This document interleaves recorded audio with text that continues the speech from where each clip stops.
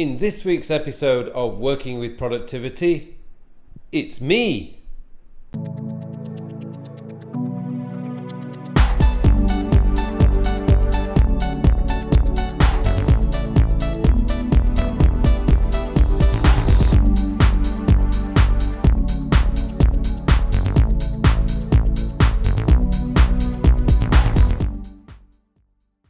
Hello and welcome to episode 7 of Working with Productivity, and this week's special guest is me.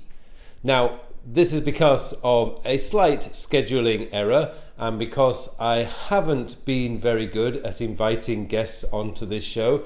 I've been working on other things and I kind of neglected to send out some invites to do a slot on this series. But then I thought, well, hey, why not? Why not let me give you my top 5 tips for better productivity?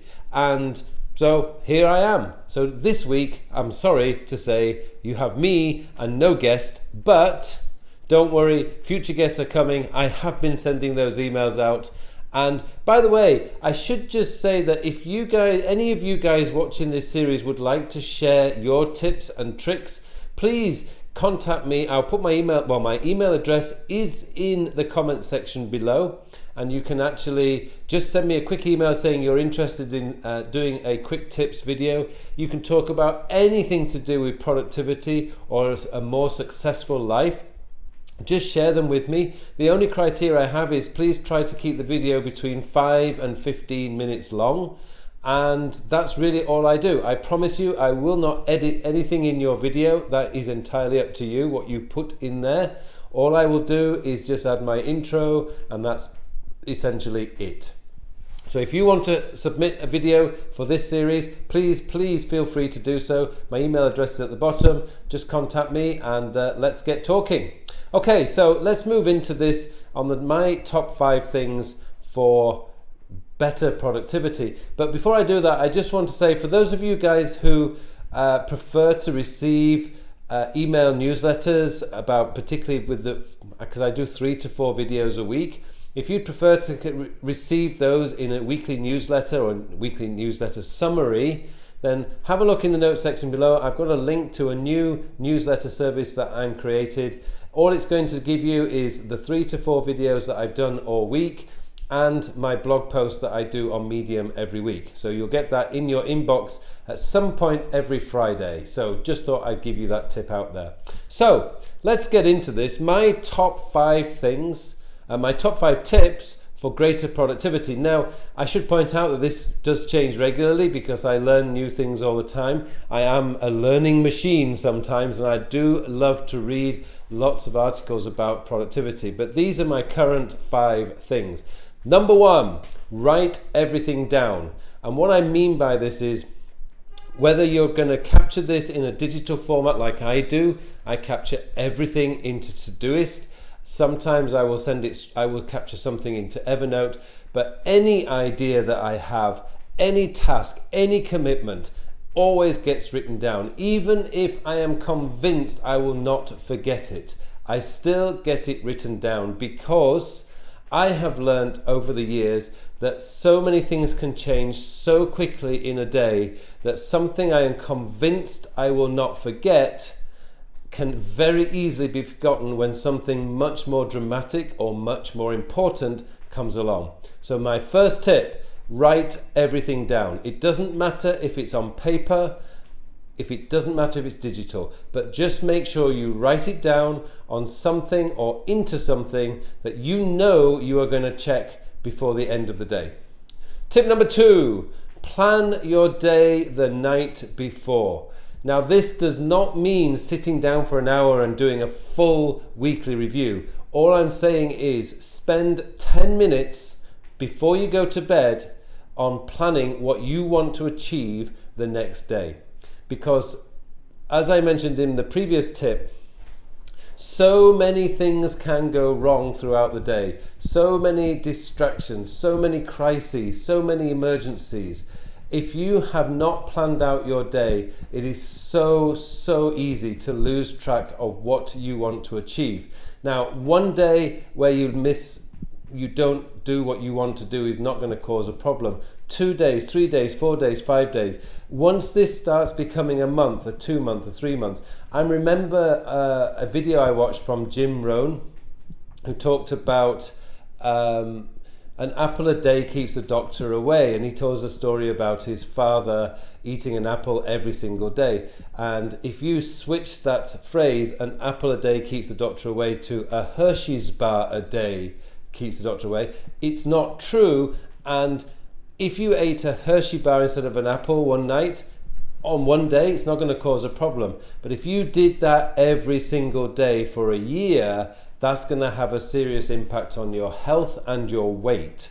So make sure you plan your day the night before. Crises come along, and you need to make sure that the 3 things that you really want to achieve the next day are very much in your focus as soon as you wake up the next morning. So plan your day the night before.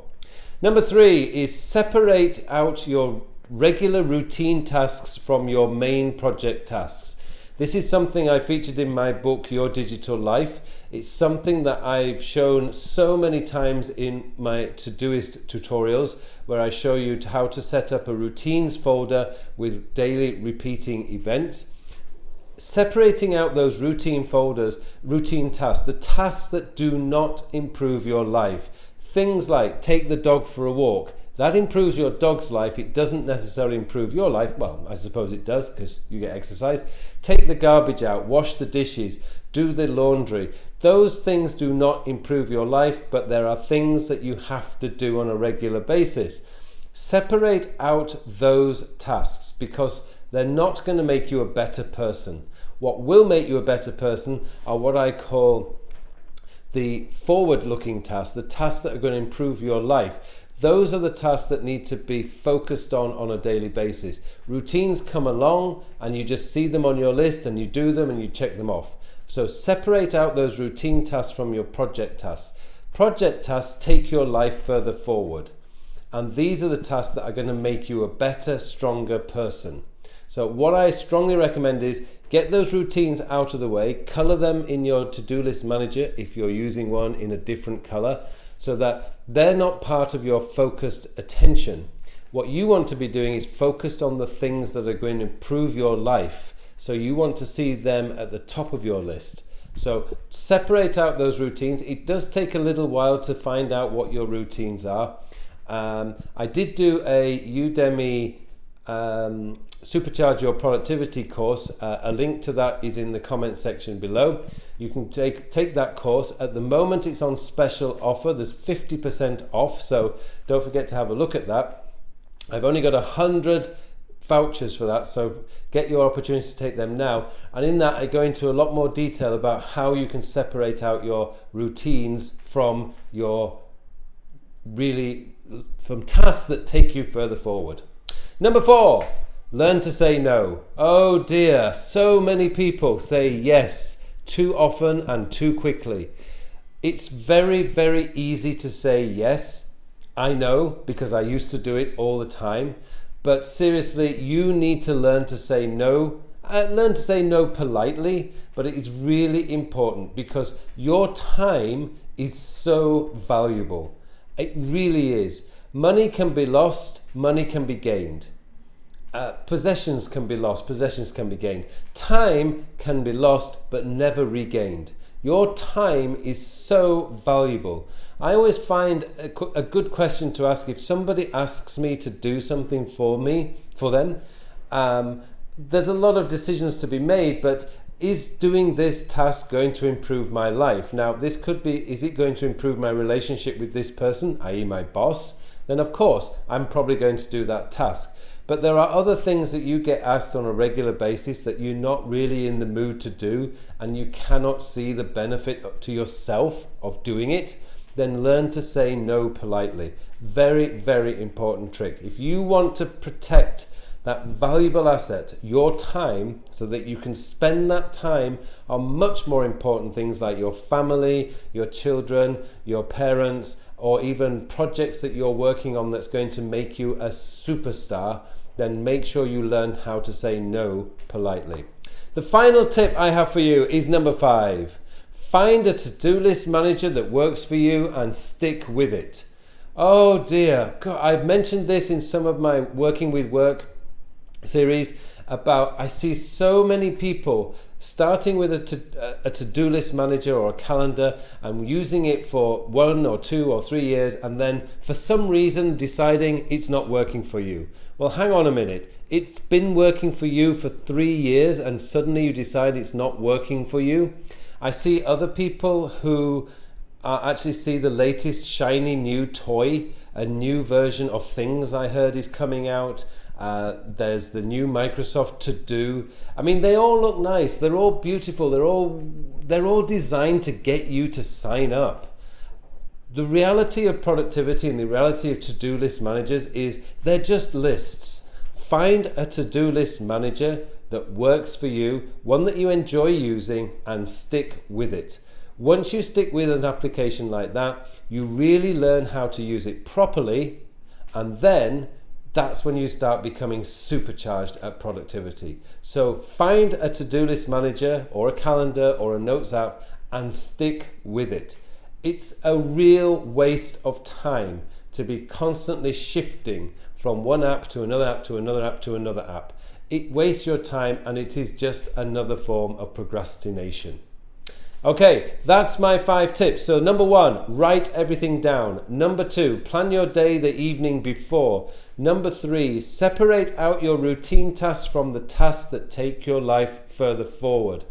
Number 4, learn to say no politely. And finally, number 5, find a to-do list manager that works for you, that you enjoy using, and stick with it. And finally, bonus tip time. I have on Udemy, as I mentioned before, Supercharge Your Productivity. On this particular channel, I'm offering you a 50% promo code. The code is in the notes section below. There are only, I think, about 75 coupons left. So grab it while you can. Get your 50% off and learn how to create a productivity system that's going to supercharge your productivity and make you into a much, much more productive person.